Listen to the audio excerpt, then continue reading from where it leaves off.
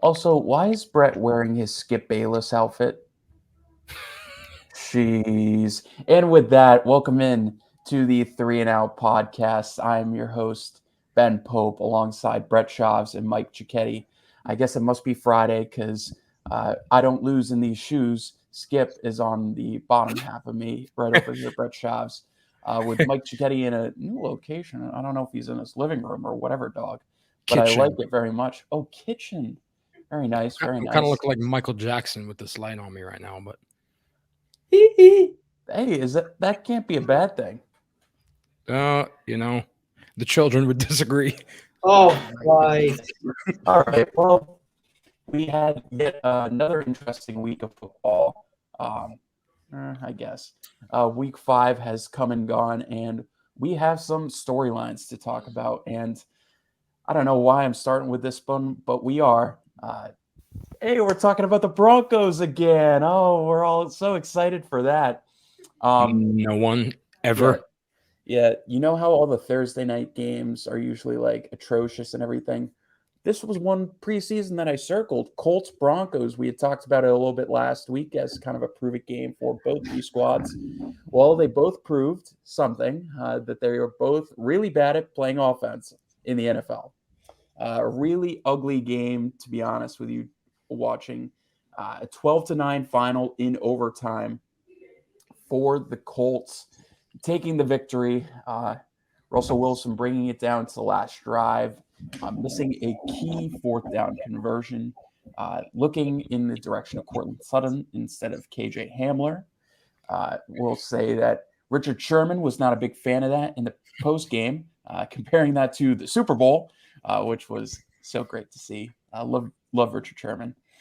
And then we're going to talk about their divisional opponents as well in the Vegas Raiders, who played just a few nights ago on Monday against the reigning division champs, Kansas City Chiefs. And they played phenomenal compared to what they usually do against Kansas City, except they blew it in the fourth quarter. They blew a 17-0 lead to Patrick Mahomes and the Chiefs. And on a key fourth down conversion in the fourth quarter, they were not able to convert a deep pass to Devontae Adams because he ran into Hunter Renfrow. Adams is really upset about that. He shoved the camera guy, yada, yada, yada. He might get arrested. That's not what we're talking about, though. Mike's face. So I guess where I'm going with this little soliloquy, both really bad losses for these two teams in the AFC West where we thought they both be decent competitors. They have really underwhelmed so far this season. But talking specifically about their matchups in week 5, who do you think had the more demoralizing loss? Would that be the Raiders or the Broncos? We'll go to our resident Broncos expert, Brett, first. Well, I think it's no question it's the Broncos. Zero doubts. If anything, I think even though the Raiders lost, I think it's a sense of confidence and a sense of relief that you now know you have that ability. You can compete with top level teams like Kansas City. Yes, it's a loss. A loss is a loss. But if you're Denver and you don't even score touchdown in almost 5 full quarters against the Indianapolis Colts, that is screaming uh-oh to me. No bueno. The run game looked good. Mike Boone and Melvin Gordon ran some efficient football, but it all came down to what Nathaniel Hackett could brew up with Russell Wilson, and that flat out, the pass game just was a mess, hot mess, discombobulated. Lot of different adjectives you can describe the negative play for the offense, but I think this is going to definitely hurt their confidence going forward, and it's going to be interesting to see how they carry on their morale going up against the Chargers on Monday. I disagree. I think the more demoralizing loss is the Raiders. You said that they got some confidence because they know they can compete. They haven't lost a game over 6 points this year. They're 1-4, right? They got their first win last week against Denver. What's up? They're this year's Vikings, just for a comp, because the Vikings lost like so many one-score games last year. Yeah. Didn't want to interrupt, but yeah. But well, that's the thing because you're up 17-0 over the Chiefs, who is a Super Bowl, one of the Super Bowl favorites, and you figure you have this game in hand and you just blow it. I just think they got a lot of confidence last week in beating Denver, even though Denver has been, I mean, both of these teams have been pretty disappointing thus far. But the Raiders, they get their win against Denver. They're up 17-0, looking like they're going to get their second win in a row and against another divisional opponent, and they lose it. Whereas the Broncos, this is nothing new to them. They're used to this. Although they have a better record, they're playing like a garbage team. They're playing like an 0-5 football team. They are. Like, I would take the 1-4 Raiders any day over the Broncos. They just look bad. But, I mean, both of those losses are but I don't know. It's a division where you don't want to fall behind, and they are falling behind. Yeah, it's tough. I would say that I'm in agreement with Mike here. I think the worst loss is for the Raiders, and I think it's because they finally got out to a lead against the Chiefs and Mahomes, where Mahomes always dominates the Raiders. I believe he only has one loss in 8 games against the Raiders in his career. He's averaging like close to 3 touchdowns a game against them, if not more. He's been phenomenal against them, and they kept him in check pretty well through the first quarter and a little bit more. And they had a 17-point lead, like I mentioned. That is nothing to scoff at there.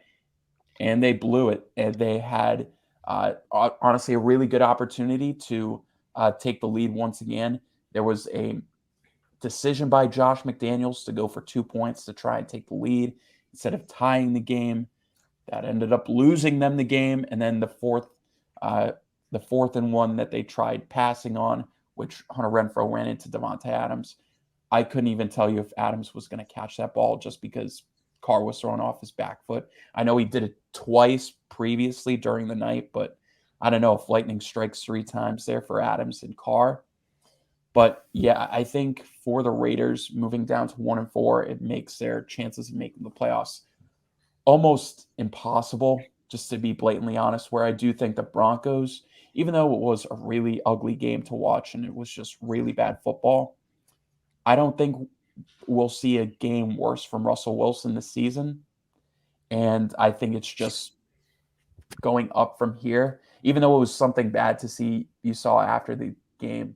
And it came out the next day as well that Russ was dealing with a shoulder injury that he's kind of working through right now. So at least there's some reasons why he has been playing the way he has. So I think there's a little bit of optimism if you're Denver, but with Vegas, you're moving to 1-4, another just really bad loss against Kansas City. Yet you have nothing going for you right now, and you're going into the bye kind of just out of it, to be honest. And now the situation with Adams, which is a whole another thing to talk about. Mm-hmm. But yep, we can move on. We can go to maybe a little bit more of a positive situation and still riding with the rush. I think it's glad that you're looking like Skip Bayless down there, because we are talking about your boy Cooper Rush and the 4-0 record he has as the Dallas Cowboys starting quarterback. They took down the Los Angeles Rams this weekend, honestly, in a kind of ugly game on both sides of the ball, aside from a Tony Pollard rush that pretty much capped the game for the Dallas offense. There wasn't really much going on offense for either side. There was a Cooper Kupp, a 75-yard touchdown that kind of kept the Rams in the ball game for a little bit, but this was a clinic by the Dallas defense, absolutely obliterating the Rams on both sides of the ball. Now with Dallas, they're going into a matchup this week against Philadelphia.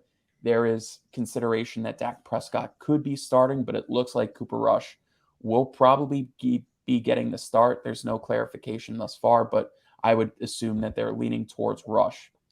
But with the way that Dallas has been playing so far, they've taken down the Rams. They've taken down some good opponents with Cincinnati in there as well. How high do we think that Dallas's ceiling is when Dak finally does return to the starting quarterback role?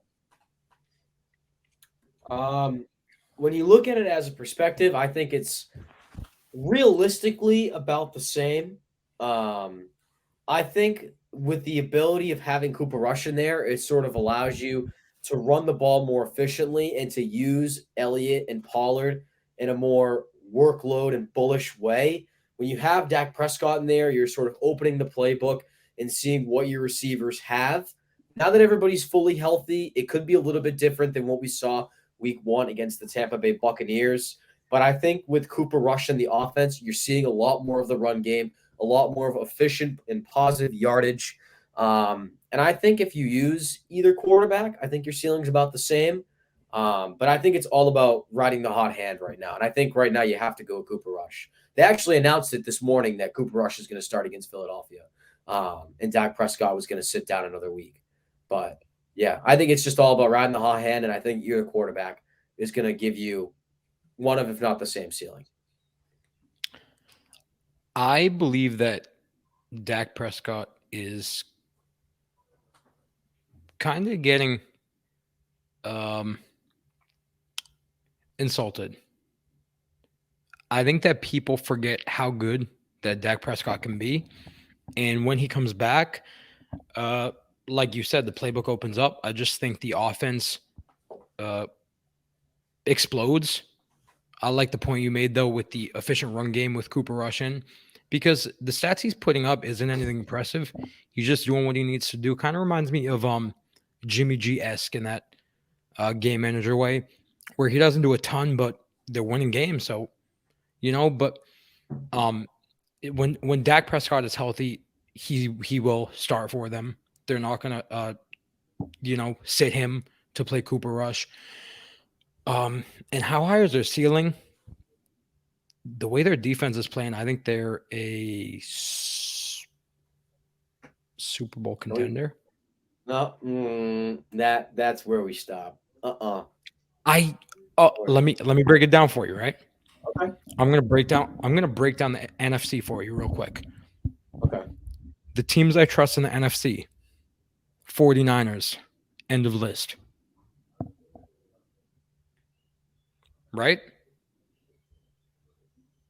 Who else do you trust over the 49ers right now to make it long term? Nope. I'm taking the 49ers over them long term.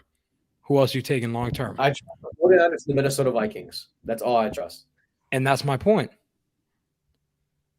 Maybe the Philadelphia Eagles, if they can string together a 7-0 run, then they start to prove something.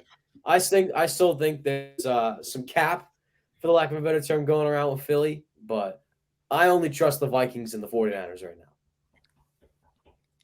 Well, personally, the 49ers are, and I kind of find it hard to trust them at this point because of all their injuries. But so weird. That's the point I'm trying to make is Dak Prescott comes back and plays at that high level that we know he can play at. You know what I'm saying? I think they could beat any team. But then again, they are the Dallas Cowboys, and we know they have a history of, but if you want to look at their ceiling, I believe that they are a Super Bowl, if not Super Bowl contender, they're NFC Championship caliber team, no question. No question. The way their defense is playing is insane. They're the only defense in the league through the first 5 games who hasn't given up multiple touchdowns in any of these games. I think that says something. Yeah, I would say that Dallas, at the very least, is a top 10 team right now. The way that they are playing in the NFL, I think that they've clearly earned that. Unlike the, honestly, I'll say it right now, unlike the Vikings, I think that they are well earned at 4-1. I think the Vikings are actually kind of a fraudulent 4-1 team. They've almost blown 3 consecutive games that they've won to the Bears, the Lions, and the Saints. They won all those games, but they made unimpressive offenses look okay. I know the Lions were leading the league in scoring before they got demolished in New England this past weekend, but still, with Dallas, though, with Dak coming back, and I agree with you, Mike, that I think all the narrative stuff with Cooper Rush is like getting way out of hand. I understand that he's a backup that's been 4-0, right? But I feel like I covered this when I talked about them being similar to San Francisco, and like they can handle working with a suboptimal quarterback. just because I think their system and their defense works really well to support a quarterback that is limited in the passing game.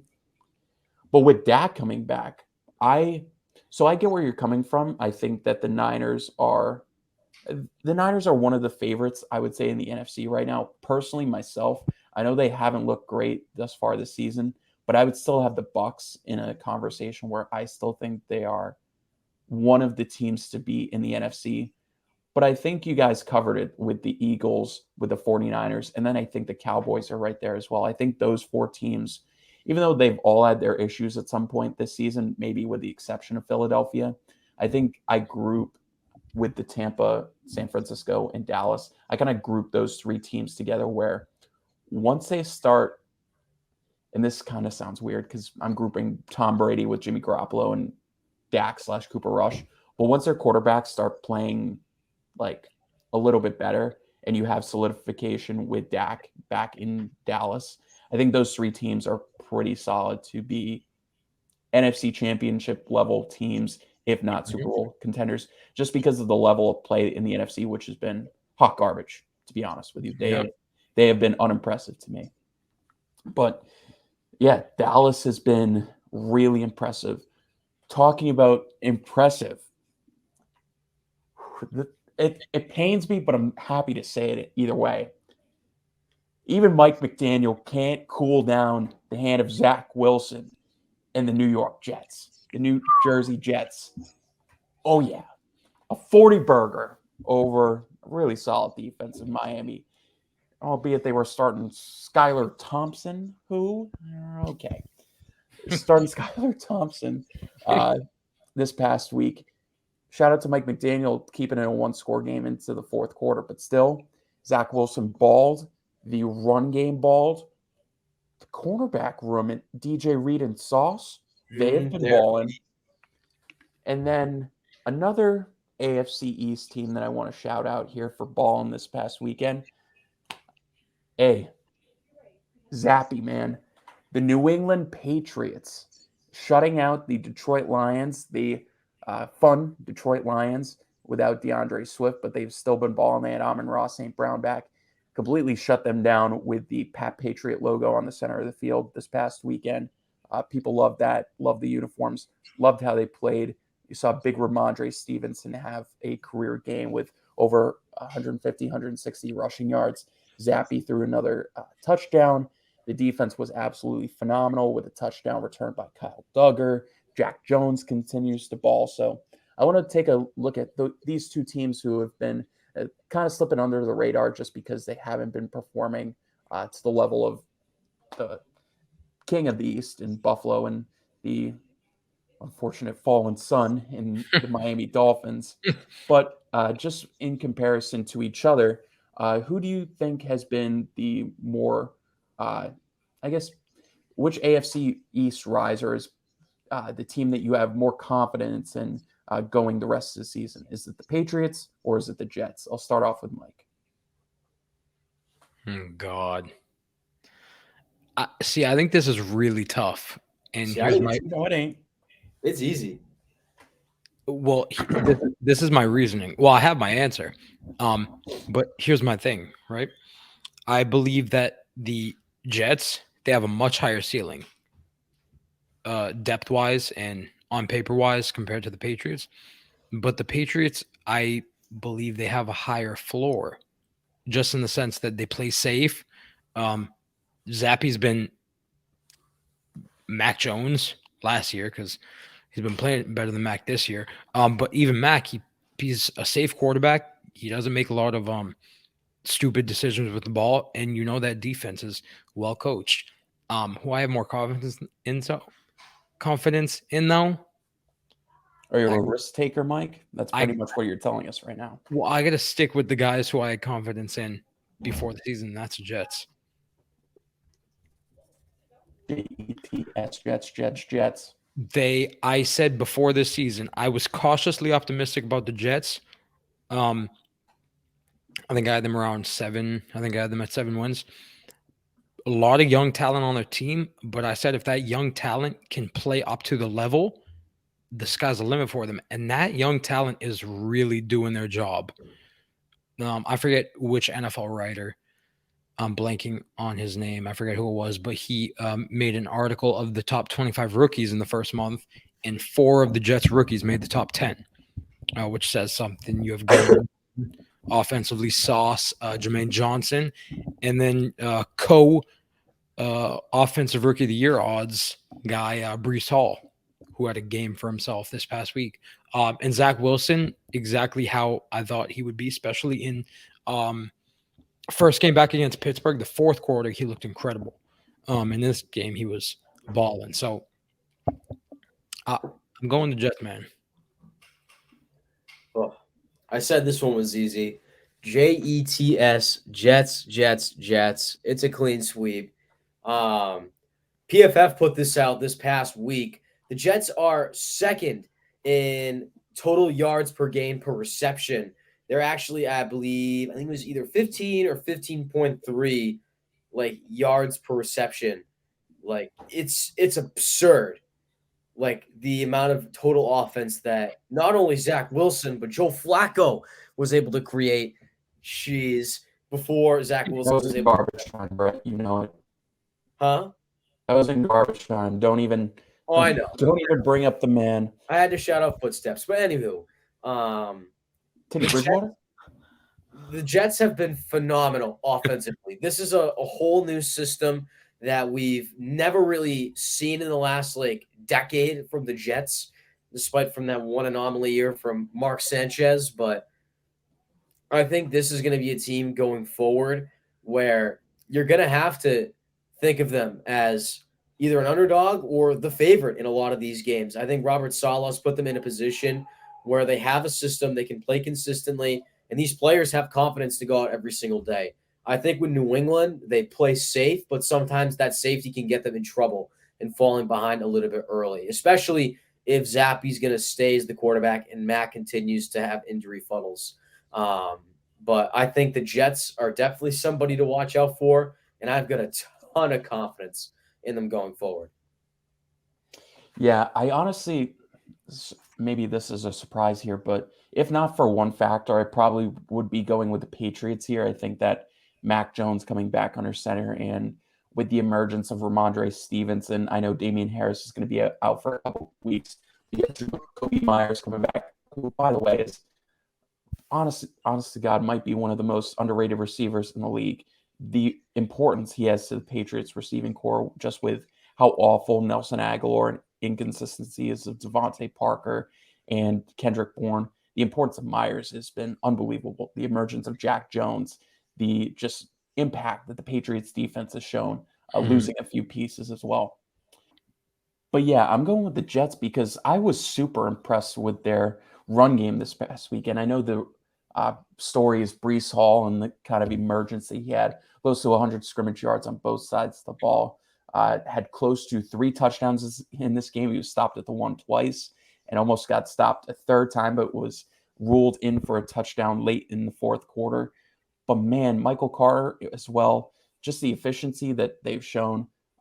Michael Carter had 2 touchdowns as well. And that really boosted what they were able to do against Miami this weekend. I know that Skylar Thompson was competing against them, so they really didn't have much urgency to throw the football. So Zach Wilson was playing it pretty safe, only 14 for 21 in his attempts, but still a very solid completion rate. Their defense has been really solid as well. I know that they're been allowing a decent amount in the run game. They face some really good rushing opponents as well with guys like Nick Chubb and Najee Harris, but I honestly have a lot of confidence in what the Jets are able to do on both sides of the ball. I think Robert Saleh has been doing a solid job, well enough to keep this football team in games. And I'm honestly looking to see what they're able to do when the game script demands a more pass-heavy approach. We saw that at the end of the fourth quarter against the Steelers, where Zach Wilson was. What are you giggling about? I'm looking at your Skip Bro, looks like Skip Bayless. I know it, dude. I don't know why I just thought of that, but it's funny. With his arms crossed, too. Can't lose knee shoes. Drip Bayless. Who's Uncle Shay? Nah. But yeah, I just want to see a game script that demands Zach Wilson to just pass the ball more. I know we saw a lot of that in the fourth quarter against the Steelers, where he only made one incompletion in the entire quarter and kind of led that comeback for the Jets. But yeah, I just kind of want to see that. I think he'll honestly be put in that situation coming up this weekend against Green Bay, but we will see. But yeah, the Jets, man, Jets, Jets. Moving on. We have I hate talking about this because it's too close. It's too close to my heart. Oh, the Tennessee Titans, man. Oh They boy. have had a renaissance of sorts. They are kind of been under the radar. I don't think we've talked about them very much here on the pod. So shout out to the Titans. They moved to 3-2 this past weekend, had a very too close for comfort victory against the Washington Commanders, actually giving Carson Wentz a chance to win the game. And of course, he threw a game-ending interception, as he does. But with the Titans, they came off of two really big losses to begin the season. One in a field goal missing attempt against the Giants, where they blew week one. And then they absolutely got their barn doors blown off against the Buffalo Bills, all of the Steelers during week two. But subtly, one against the Raiders week three, one against the Colts in week four, and another close victory against the Commanders this week. All one-score victories, but they are still winning football games. And now they are the lead dog in the AFC South. So I guess the question here, and we'll start off with Brett here. Overall, should the Titans be getting more credit than they have previously? I think with just the script of this season, I'm going to say no. I give them a ton of credit for what they've been able to accomplish through 5 weeks. It's not easy working with the roster that they have, especially right now, and some of the injuries they've been put up against to begin this season. But I think just going forward, I don't have too much confidence in the Titans, but I think right now it's safe to say you can give them some credit. Titans deserve a ton of credit. Nobody talks about them. They're quietly sitting at the top of the AFC South. And honestly, if I'm being 100% honest right now, I trust them the most in that division at this point. They have the experience over the Jags, and the Colts I can't trust at this point. But no, they deserve a ton of credit. They're near the bottom ranked in both offense and defense, but they are over 500, and they don't really have a standout offensively.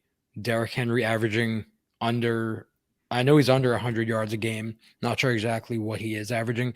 And I know they don't really have Robert Woods, I believe, as their leading receiver, but even he isn't doing much. But I mean, they're getting it done, so they do deserve a lot of credit injury-wise. On the O-line too, Taylor Lewan, I believe he's out for the year. I think that right there in itself should, make you respect them more, make them earn your. Basically, you got to give them more credit with those injuries they're going through. They're they're tough to gauge, really, because you got to see how they go throughout the year.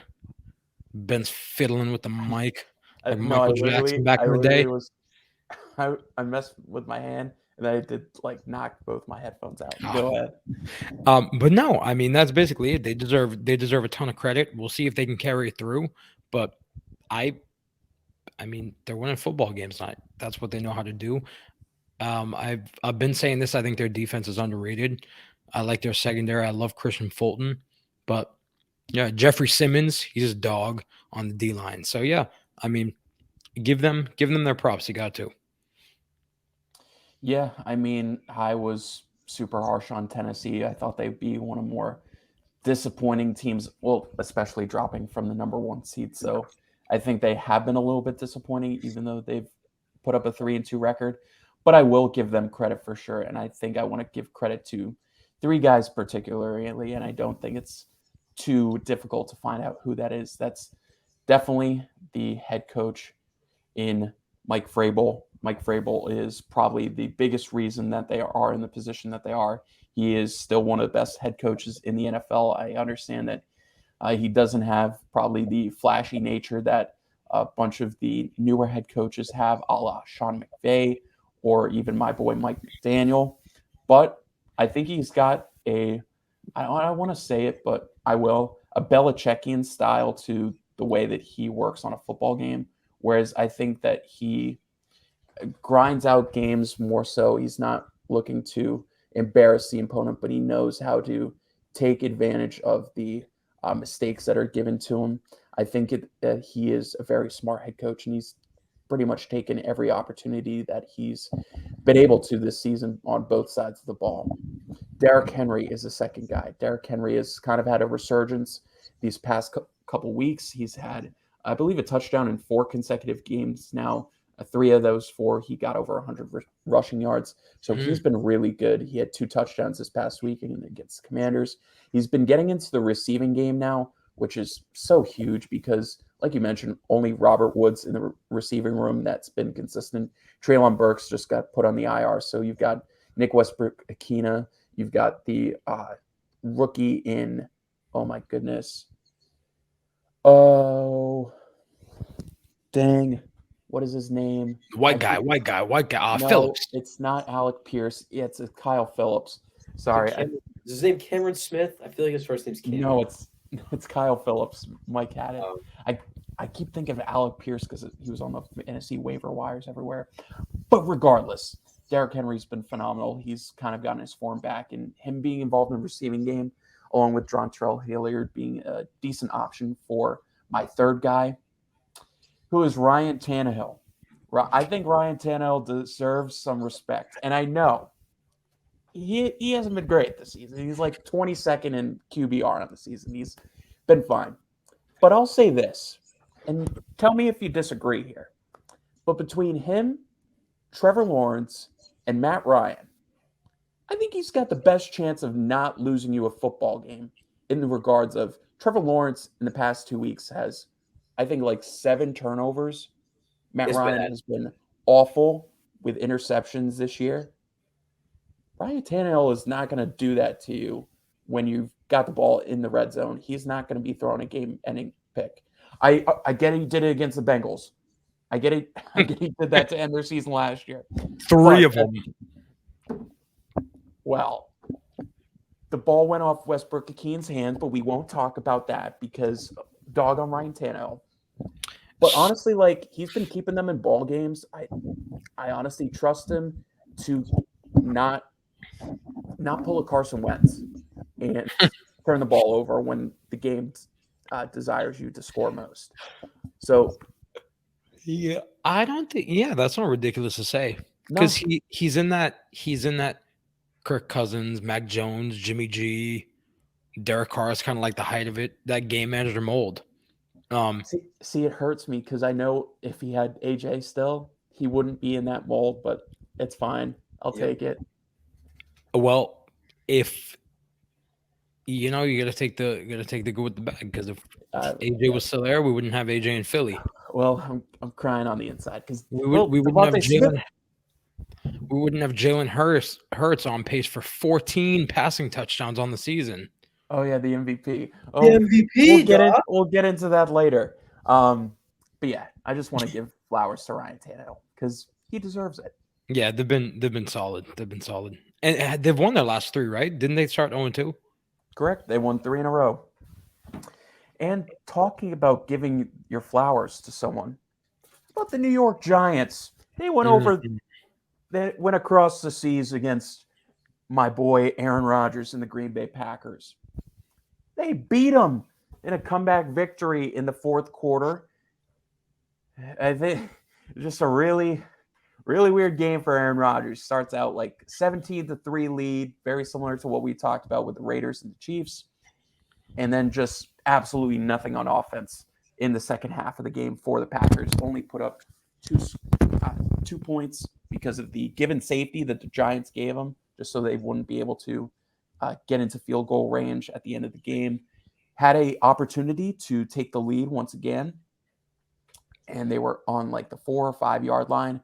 2 throws batted up on the line by Aaron Rodgers, and the Giants are able to pull through even with Saquon Barkley missing a quarter. He's able to come back and score the game-winning touchdown. So the Giants move up to 4-1, and the Packers fall behind the Vikings. They are now second in the division at 3-2. But what do we think is the bigger story? The Giants moving up to 4-1 now, or the ugly way that the Packers lost in a very uninspiring way? So let me start like this. I got up, and the score at that point was, what'd you say, 17-3? It was right about that, yeah. I know, yeah, it was something like that. So let's see what this game is going. And I had a weird feeling all week. I was talking to Jay Hill the night before, dear friend Jay Hill. Shout out Jay Hill. And I said to him, I go, I have a feeling the Giants are going to win tomorrow. He said, no way. I said, I don't know why. Same feeling I felt about Miami beating Baltimore last season. Anyways, wake up. They're 17-3, turn the game on, whatever. I fall asleep, right, on the couch. I wake up, and they're up by like a touchdown with 5 minutes left in the game, the Giants. And I'm like, huh? I said, you better hold on to this win. And and they did. I think this says a lot more about the Giants right now. New coach, Coach Dable, who has been great for them. Love him. 4-1. I don't know if you referred to the Vikings as a fraudulent 4-1, I believe. A little bit. I don't know how I would describe the Giants team, because although they are 4-1, they're still the Giants. You know what I'm saying? You know what I'm saying? Like, I do. You can't try, but as long as they have Saquon, you can't really go against them, because Saquon has been balling. I know we just talked about the Titans. Are they like giving off the same vibes? No, I think it's similar. It is, but I say no because the Titans have been good for the past few seasons. That's why I'm kind of like, you know what I'm saying? That's why I'm kind of like leaning it on the Giants right now, because the Giants have been up. The only reason I throw it out there is I know we're like feeling really good with Brian Dable. He's been doing a phenomenal job. I think we didn't mention him too. I don't know if we mentioned him last week when we were talking about Coach of the Year candidates thus far, but he's definitely in the running. And their defense has been really solid. They've been missing a couple of key guys. I know Aziz had missed a couple games. They've had absolutely no weapons. So maybe the comparison is stretched out a little bit. Maybe they're like the Diet Coke Titans. The Diet Coke Titans. I like that. Okay. But go ahead, Mike. Yeah, and honestly, at this rate, if Saquon keeps on this pace, he's averaging like 140 scrimmage yards a game. You know, Mr. Coffer. But yeah, I mean, this says a lot about the Giants, and I feel like most people have been talking about the Giants being 4-1 over Green Bay falling to 3-2. Even though Green Bay hasn't looked super, they have that missing piece, and Devontae Adams, he's over there shoving cameramen as we speak. But their defense still playing at a high level, so they know they can fall back on them. Beast, who does it say more about? I think you kind of just hit the hammer on the nail. I think at this point, What's so funny? I don't know. I just saw Ben laughing. Is it because I look like Skip trying to make a take? No. No, you hit the nail on the head. You said hit the hammer on the nail. Who gives a crap? Well, moving on. To make it sound proper. We get the point. He said it a couple weeks ago, and I let it slide, but he hit the point square. Moving forward. I think at this point, I don't know if there's much comparison or I don't want to say expectation for the Giants because they're just rolling with a hot hand right now. I Yeah. think Brian Dable's just put them in a position where they just have enough confidence to win football games. Mike mentioned it perfectly. The fact that Saquon Barkley's healthy and he's balling just gives them that confidence to be efficient, let the defense do their thing, and just be themselves. I think the last few years they've just had a funk where they don't know how to act on offense or defense. And they Jake have just got picked up by the Saints. Continue. who did? Jake Funk, Jeez. the Anyway, only white running back in the league. That's a lie. Shout out Rex Burkhead. Continue. wow. Shout out Christian McCaffrey. Anywho, Big Just that continue. Big Um, continue. Big continue.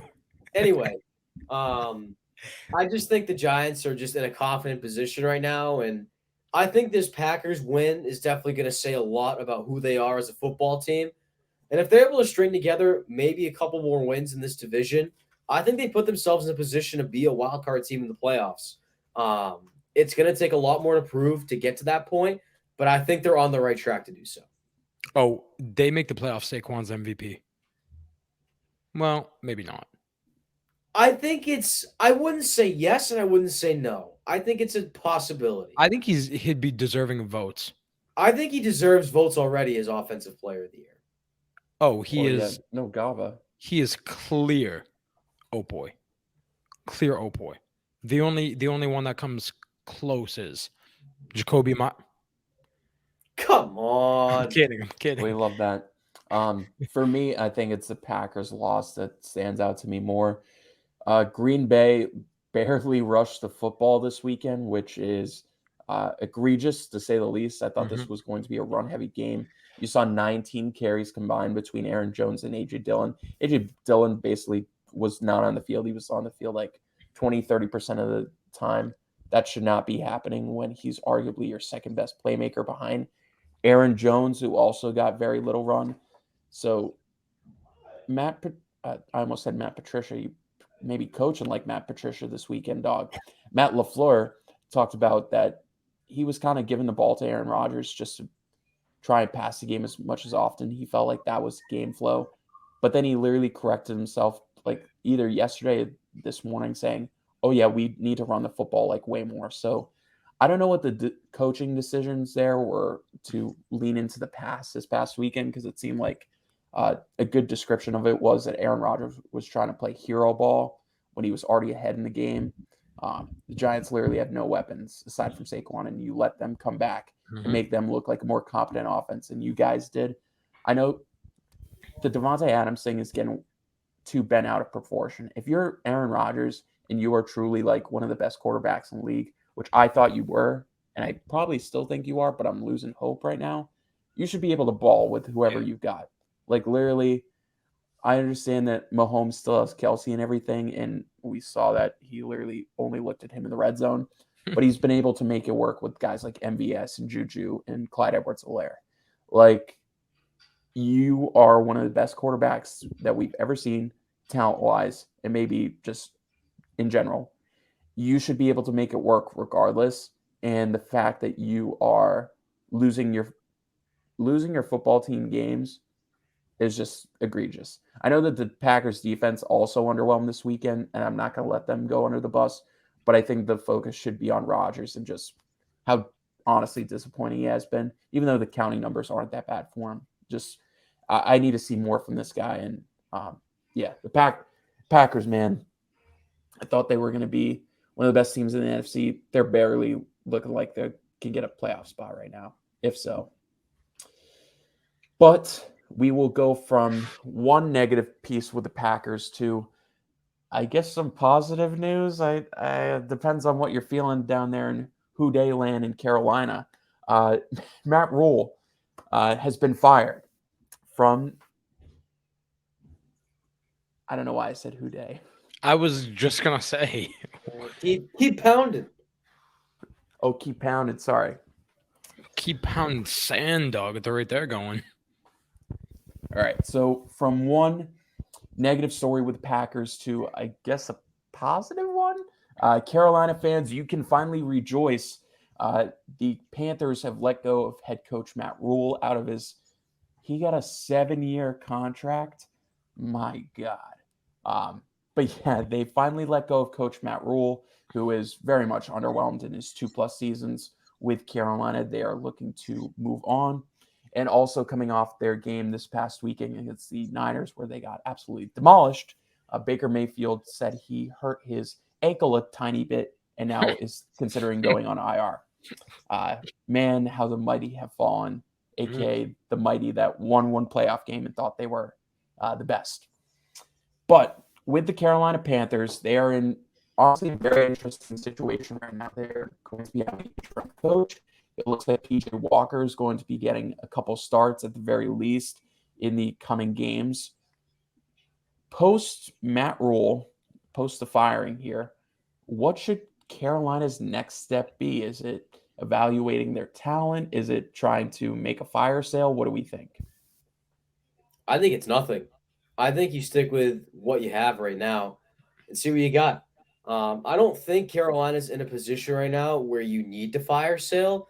You've got some weapons in your offense right now who I think you can trust, obviously. McCaffrey, DJ Moore, Robbie Anderson. I don't think you need to flash fire sale these guys and sort of tank your entire season. I understand that you just fired your head coach and your quarterback's going on IR, but at least give your team some confidence going into the offseason. If you want to fire sale, then by all means, go for it. But I think you have a little too much talent on the offensive end right now as far as playmakers, where if you just trade everything now, you're not going to give any confidence to guys like McCaffrey or guys on the defensive end like J.C. Horn. I would ride it out and just see where it plays. I think you have a decent enough interim head coach in Steve Wilkes who's competent in running the football team. He's obviously got some head coaching experience in Arizona. But I don't see Josh Rosen. He had Josh Rosen for a year, got fired. Josh Rosen got cut, and Kyler Murray came in. That was a 1-year forget it year in Arizona. But yeah, I don't see the Carolina Panthers going anywhere, but I don't think there's any need to blow it up, so to speak. I'm on the exact opposite wavelength you are. Sell everything. The only players I'm keeping is my 3 guys I got on the offensive line in Austin Corbett, Ike Makwanu, and some other mother I'm blanking on. Matt Paradis? No. Let me look real quick so I can give him his props. I would assume J.C. Horn's part of that to keep. Yeah, and on the defensive side, you guys know I love Brian Burns. Sell him.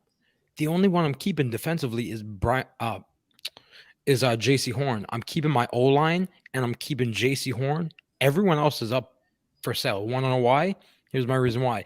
They only have 4 picks in next year's draft. You can't do. Bless you. Appreciate it. See, gets me all sneezy talking about them. You can't do anything with 4 picks moving forward. Sell. Bless you. Sell everything. Keep your offensive line because you did a good job building that up this offseason. And keep J.C. Horn. You can get a first for Brian Burns. You can get multiple. You can get at least a second for CMC. DJ Moore, go. I am starting brand new. I'm starting fresh. Baker Mayfield, I never want to see your face again. With all due respect, right? I love Baker, but never want to see your face again. Sam Darnold, I don't even want to see your face last year after the first 4 games. And you're rolling with XFL star PJ Walker right now. Get rid of everything. Get rid of everything. You cannot compete right now. Why just hold out hope so I can get 7 wins? I think the only reason why I'd be a little bit hesitant to sell is because aside from Tampa, which we already saw it this past offseason that there was panic in Tampa when Brady unofficially retired, that, oh my God, the NFC South is up for grabs because all these teams are either garbage or at 500. And I still think they're in the same spot because after this year, looks pretty likely that Brady will retire. We can't guarantee that or anything, especially if some stuff outside of football does come to play. I'm not going to highlight it, but you know what I'm talking about. Yeah. With the Panthers, like the Saints are, unfortunately, Mike, they are a cluster fudge right now. I can't even tell you to take that back because that's not a lie. They won a game this weekend because Taysom Hill was a thing. Taysom Hill was Taysom Hill. And that's going to be Brett's first stand. Okay. But still, I think that obviously you should probably weigh the options. Like, I know they're entertaining an offer right now to the Bills for Christian McCaffrey. I think that should be at least entertained a little bit. I wouldn't mind selling one or two pieces. I would be more inclined to get rid of McCaffrey. And I think Burns, just because he's probably got a really good market, I think holding on to someone like DJ Moore might be smart, just so that the next quarterback that does come into Carolina, whether it's someone that you acquire in the draft or if it's another free agent exposition. Or if it's Matt Corral. Well, yeah, I don't see that happening. Yeah. And hey, you got the Kellen Mond guy to say no. So, but regardless, I also got the Mason Rudolph guy to say no. And right. We'll stop there. Oh God. But yeah, I think they should definitely entertain their offers, but I wouldn't go anywhere extreme. I think McCaffrey and Burns are definitely the most sellable pieces. Jeremy Chin and DJ Moore would probably be the next two things, especially with Chin having an expiring contract, I believe, in 2024. But still, I would probably keep those two around if the offer doesn't really reach the needs. But yeah, I think I'm a little bit in the middle between you guys. I think that they should at least consider their options. And speaking of considering your options, we talked a little bit about our Coach of the Year favorites last week, and I kind of want to entertain. We're looking to do our mid-season awards around the midpoint in the season. That's right around week 9, but we're in week 6. We can entertain at least one of the options. Why don't we do the main one? So we've talked a little bit about the MVP award when we were talking about Lamar Jackson a few years back, but we really haven't hammered in what we're thinking for MVPs thus far in the season. Now, it's been a couple weeks since we talked about this, but since Brett's smiling with such a delight, Brett, through 5 weeks, who do you think is the front runner for the MVP? Doggy, it's Jalen Hurts. It's all Jalen Hurts. Listen, I believe it's 7 rushing touchdowns now through 5 weeks. Plus, he's on pace for 15 passing touchdowns. This kid looked great through the first quarter of the season. I think he's honestly on pace to continue to play at this trend. He's got the confidence. He's got the weapons. And I just like how smooth he's playing just through the first quarter of the season. I understand he's not Lamar. He's not Josh Allen. He's not these top-tier quarterbacks that play that hero ball and at that next exceptional level. But he's got the statistics to back it up so far through the season. So I'm riding with my preseason award prediction. Jalen Hurts is my MVP. Still saying it. Michael? I mean, I know he missed the last 2 weeks, but I still think Jameis Winston up until this point. Oh my! If we're rolling with preseason predictions, because Jalen Hurts has 4 passing touchdowns on the year, 4. Baker Mayfield has more than that. Really quick, Mike. I don't know if that's true. Doesn't he have I'm shooting off the gun here. I would figure he's got 5 or 6 rushing touchdowns. He had 6 rushing. Yep. Shouldn't that be just equivalent of he's got 10 touchdowns on the season? Yeah, It's no, a I score mean, is a score. no, that's fair. And I'm cherry picking at this point. Okay. But my MVP, it has to be Mahomes. It has to be. I mean, I see Mahomes and Josh Allen neck and neck uh, for the MVP through 5 weeks. And here's my reasoning for leaning Mahomes, right? They're both up there. They're both top 5 in passing yards. They're both top 3 in QBR. Completion percentage are up there as well, and they both have 14 and 15 touchdowns, I believe, a piece. I think Mahomes has one higher. And I lean Mahomes because he has all new offensive weapons, and people said, is it going to fall off? Is the Chiefs' offense going to look any different? He didn't miss a beat, and he's still playing at the high level that he has been. I mean, granted, he still has Kelsey, who is a security blanket, but he's one guy. They have all their other pieces, so it's going to be Mahomes for me. Yeah, I think there's a good validation for a bunch of players right now. I think that the Lamar still has a decent case, even though that he's had probably a couple of underwhelming weeks. Even though he did have a very solid victory beating the Bengals this past Sunday, I think Jalen Hurts does have a very solid case. Obviously, the only 5-0 team, that's got to be worth something. Mhm. There's been conversations about Micah Parsons jumping into the conversation. I think that might be a little bit egregious there, just because he's been leading that Dallas defense. But for me, I think it does come down to what Mike mentioned. I think it's Mahomes versus Josh Allen. They have both been the best 2 quarterbacks in the league this season. And I'm going to lean Josh Allen, not to be a contrarian, but I do think that I want to take into account the award. What is it actually called? The most valuable player. Mm-hmm. And while I would say that I think these two might be the 2 most valuable players in the league, I think that Josh Allen and what he's been doing with Buffalo, I think and it's been a conversation that I've been talking to myself in, are they over reliant on Josh Allen? That was the same thing I was thinking in my head when I was talking about Rodgers the past year, maybe 2 years. Are the Packers too over reliant on Aaron Rodgers?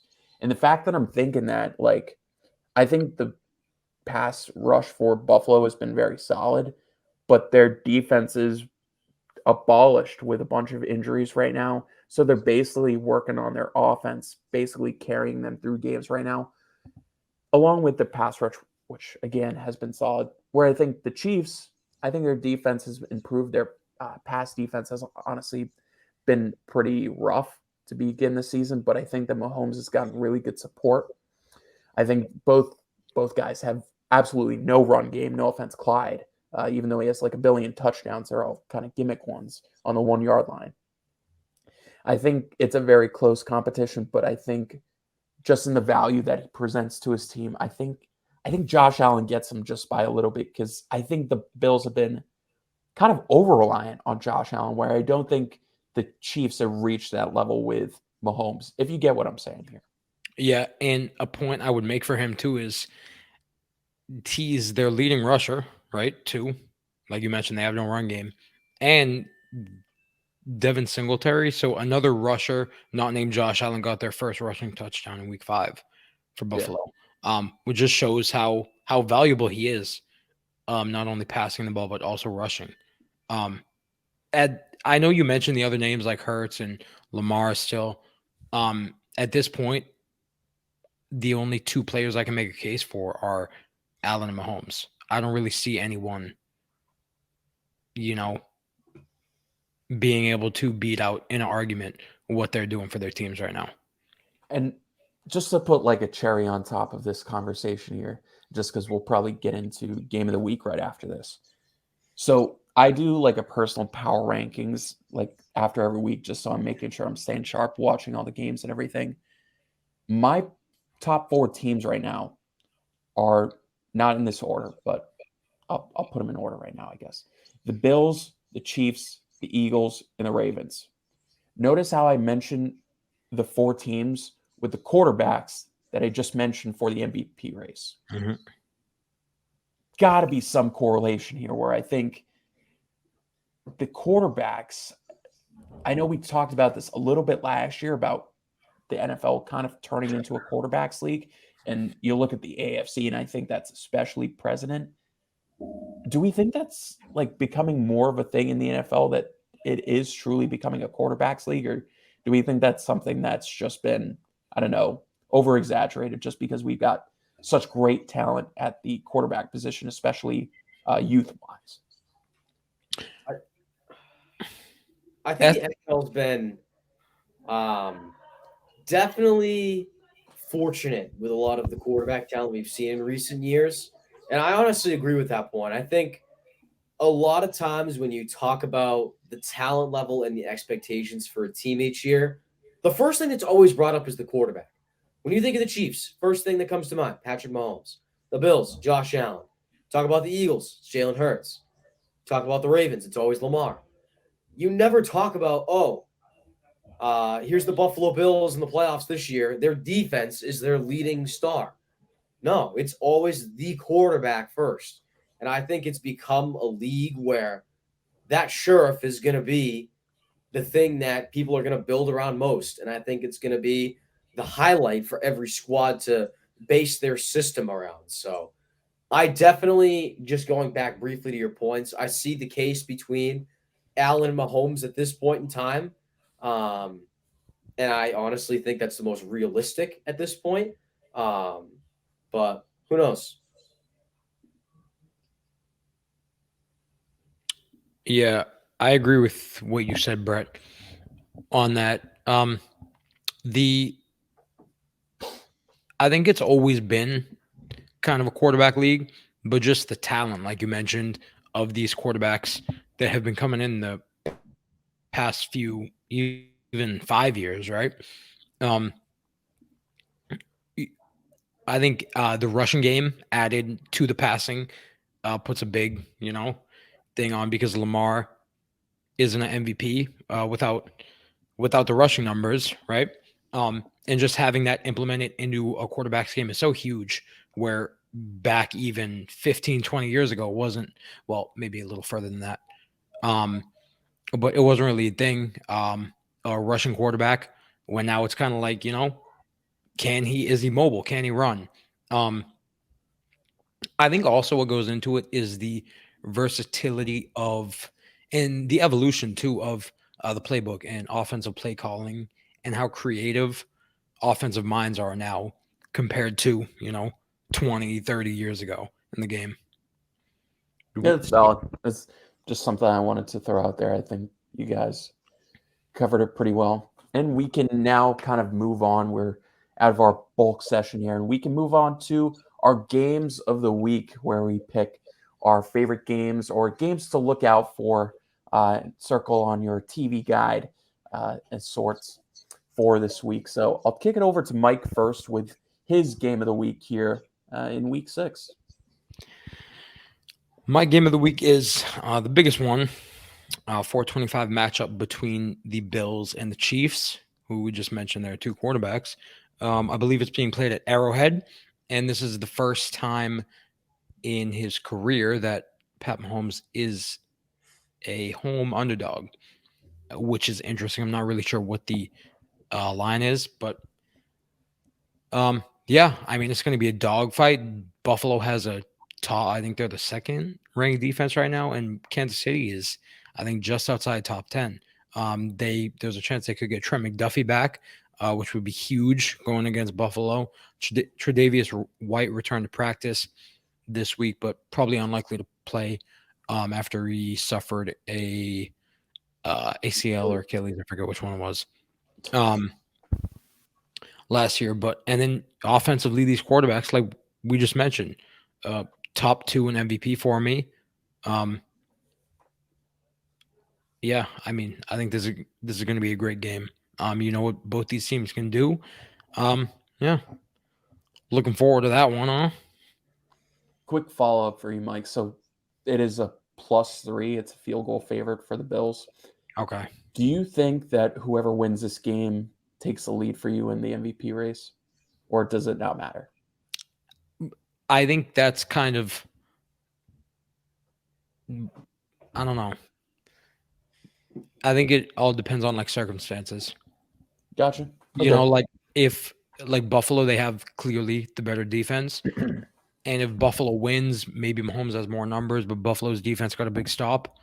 That wouldn't really take me away from, picking one over the other. So I'll Okay. just think it depends on the circumstances of the game. Valid. Okay. Brett, what is your game of the week for this week? For me, it is the Philadelphia Eagles and the Dallas Cowboys. A big NFC East divisional matchup this week. And I think this is honestly Philly's biggest test of the season so far and their biggest opposition to ruin their undefeated season right now.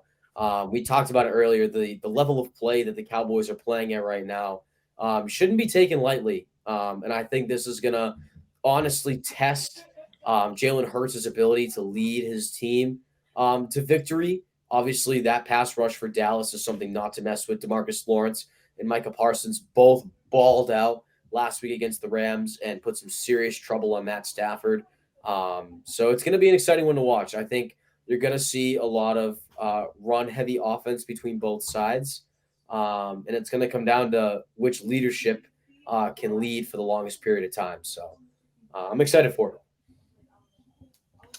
All right. So for my game of the week, you guys took the obvious choices here. So I'm getting a little creative here. Obviously, maybe not the best matchup, but the one I want to watch the most. It's the Jets versus the Packers. Now, this game is in Arrowhead. Arrowhead. Oh my Lambeau? God. What am I saying, dude? First he says Houday, now he's saying Arrowhead. It's the host curse, I guess. I'm sounding like Brett over here. My God. Jeez, all right.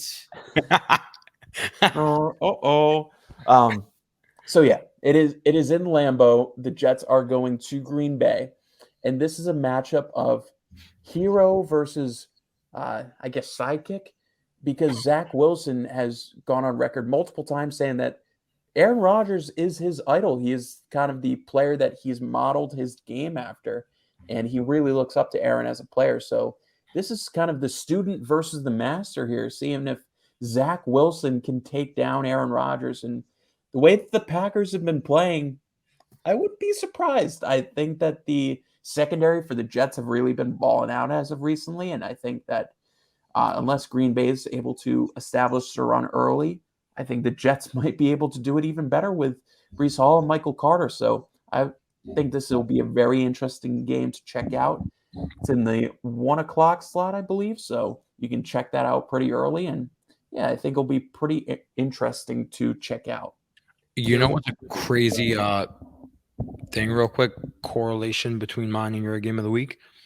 What's that? If the Jets beat the Packers, right? If the Jets win and the Chiefs win, the Jets could be first in the AFC East. It's true. Not could. They will be. And the New York fans will let you know. But with that, we will move on to our final segment here.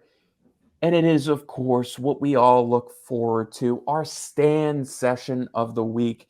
Those guys that have balled out in week 5 or maybe done really well if you're talking about a defensive coordinator or something like that. Brett. But it is out me like that. We will move on and we will turn over. You know what? As a show of good faith, we will turn over to Brett first for his first stand of the week. I wonder how this will go. Well, I'm going defense, but it's not a coordinator, despite your high hopes. Hallelujah. I'm a Jack Jones stan this week. Big pick against Jared Goff and the Lions, but I think this game proved to me once again how much of a high level that Jack Jones is playing at this season. He's top 3 in coverage grading, in PFF, and he's honestly putting up extremely high numbers compared to the likes of Patrick Surtain this year. I think straightforward. I think Jack Jones is going to be considered going forward as one of the league's premier cornerbacks in this system in New England. And I think this game, especially with that interception later on, proved to me that he can play at this talent level consistently. Beautiful pick, too. Hell yeah. All right, Michael, your first stand of the week. Don't you dare say it. Who? Just say it. I'm scared. My first stand of this week is Diomi Brown.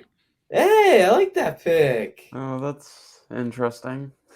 A long time coming for this Muggsy. Oh my God. I've been, I've loved Diomi, and the Aziz Jaziz were my two guys. If you tuned in last season, but Diomi Brown, his first game ever in the NFL, over 100 receiving yards, 2 touchdowns. How many touchdowns did he have last year? 0. We're taking big strides here in the Commanders offense. Sad to see how that game ended. Because right after I saw him catch that second touchdown, I said, that's my stand for the week. Let's hope they can pull this one out. And they didn't. But, we still got to show love because not to be, a Debbie Downer or disrespectful, but I don't know if I'll ever have a chance to choose him again. So we're gonna have to pick him. And I hope I'm wrong when I say that. I hope this is the emergence of hashtag Diomi season. But yeah, we'll see how that goes. And with that, he even had a better game than Amon-Ra St. Brown, who he was drafted before. But we'll pause on that. We'll go to my first stand here, and I talked about him a few times already, but might as well talk about him more. I'm a Breece Hall stan. And why am I a Breece Hall stan? Because this dude is not only carrying the Jets to victories, but he's also carrying my fantasy teams to victories. But we'll ignore that. Breece Hall this past weekend, a phenomenal game, 97 yards on the ground, but you mainly want to focus on his 100 receiving yards in the past game. Had a huge 70-yard catch to break the game open in the second quarter, almost got in for a touchdown there. Did end up getting a touchdown at the almost the end of the game in the fourth quarter to pretty much put the game on ice even further for the Jets. Almost had a 3-touchdown game, which was phenomenal. His usage has been increasing the previous few weeks over Michael Carter. No offense, Michael, but this had to be done. And he's been getting really good looks from Zach Wilson since he's taken over the offense. So I have a lot of confidence in this guy. He was the number 1 running back in this class for a reason. Does he have the ceiling of a Jonathan Taylor? Maybe I'll pause on that, but I do think that Breece Hall does present a really high upside for the running backs in this class and is doing a phenomenal job for the Jets. So Breece Hall is my first stand of the week. Brett, we'll go over to you next for your second stand. All right, we're jumping back over across the land to offense. I'm a Raheem Mostert stan. To quote Mike here, despite the Dolphins playing, quote Mike, ugly as ruffles, Raheem Mostert It's not the right use of that word. Well, we're going to go with it. Raheem Mostert, over 120 scrimmage yards of offense for this man. And I think this goes to show that he's still got a lot left in the tank. Obviously, the first few weeks has been dominated by Chase Edmonds in the backfield, especially with Tua. But Mostert's definitely stepped up in the last 2 and sort of proven that his name deserves to be in the mix as well in this run game for Mike McDaniel. I think he's probably the main reason this offense stayed prevalent for the Dolphins through this mess of a game, if you want to call it that. But yeah, I'm a Raheem Mostert stan. I really, really wanted to pick Geno Smith, but I'm not going to. He got the loss, and I can't pick 2 losers in 1 week. But shout out Geno. Geno is the face of the franchise for that Seahawks team. He is doing incredible. My second stand, plus I got to show love for a defensive guy. It's Matthew Judon. He balled out against the number 1 ranked offense as Brett wiping the coke off his nose like Matt Judon does. Oh, right.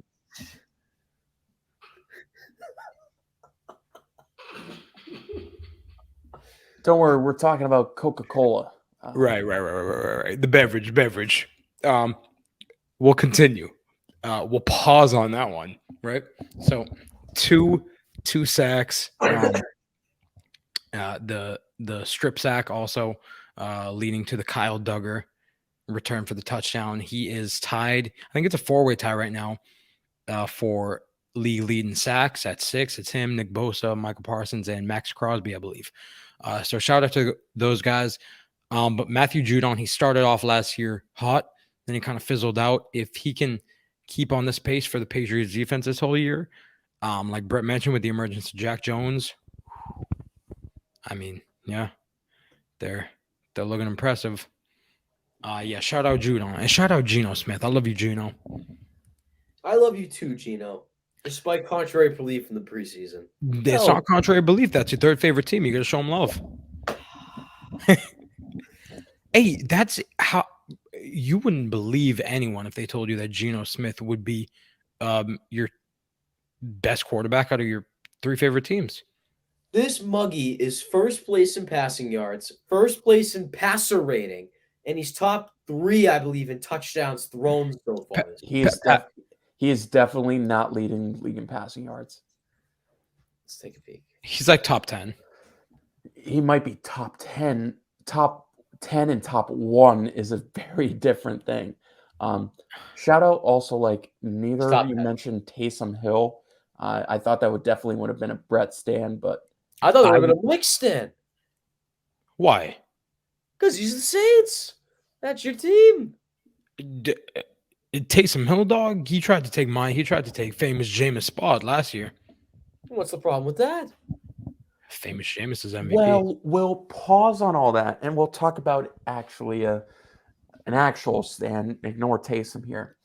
I am a Dorrance Armstrong Jr. stand for the Dallas Cowboys. And you might be asking, Dorrance Armstrong, what about Micah Parsons and all those guys on defense? Well, I gave some love to DeMarcus Lawrence a couple weeks back. I'm going to give some love to Dorrance Armstrong now because he had a phenomenal start to the game. If you do not remember, excuse me, Brett,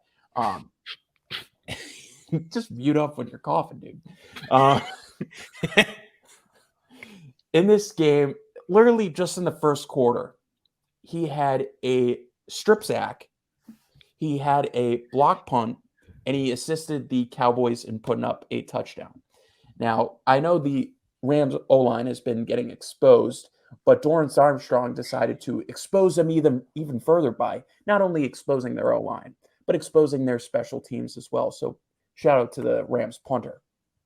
So Dorrance Armstrong kind of backing up both DeMarcus Lawrence and Micah Parsons. A phenomenal start to the game. He had a very solid game overall, but just for being a key component in that first touchdown there for the Cowboys, putting them in field goal position on that second score, blocking the punt, pretty much put them out in front, and they didn't really look back even with that Cooper Kupp touchdown. So shout out to Dorrance Armstrong, and he is my second stand of the week. Armstrong is going to be like this year's version of Randy Gregory for that team. The whole offense is a game planning for Michael Parsons and now Tank. Pretty sure Tank Lawrence, he missed a ton of games last season. And Randy Gregory had that big year for himself. This is you, Dorrance. This is all you, Dorrance. So yeah, that defense is impressive. Dallas. Shout out them. Okay. Brett, you don't have any. I think before we end this, I just want to, just talk about something real quick. Address the elephant in the room. I don't think Brett has chosen a kicker yet. We're 5 weeks in, so I'm getting a little concerned. Not only that, you only named one coach. Yep. He was going to name Brian Dable. He was. That was in discussions, but he was actually in my stands last week, and I ended up changing it. So see, this is what we don't like to see. I think that our reactions to you choosing kickers has led to you not choosing kickers now. I don't want to say that. I would That's say not that the hesitancy in your answer makes me believe that. Well, let's just say Daniel Carlson hasn't had a game-winning kick yet, and when he Well, does, you know there are he will be 31 our other first kickers in the stand. league, Brett. Brett, that's one kicker. He's the best can't kicker just- in the league. Behind who, dog? Last time I checked, Justin Tucker did still have a pulse. Did you see his post-game interview? Justin Tucker? It was funny. Yes, we did. Said he's a system kicker. What does that mean? He's just a weird dude. Speaking of weird dudes, we are ending it here on the 3 and Out pod. Make sure to check us. Dudes, we got one right down here, bottom of the Okay. screen. Well, make sure to like and subscribe. Why are you pointing at me? That's me on my screen. And there you go. Well, that's me on my screen. Make sure to like and subscribe if you enjoyed this episode, and check us out for more. We do weekly episodes here on the 3 and Out pod. Check us out on social media as well, 3 and Out pod 1. And for Mike Cicchetti and Brett Shavs, I have been Ben Pope, and take care. Brush your hair. Nope. Maybe don't brush your hair. You've been saying brush your hair this whole time? You haven't known that? We're ending it. What have you thought I've said? I hear Brett your hair. Take care, Brett your hair. Brush your hair. Brett, your hair, bro. That's crazy. Brett your hair.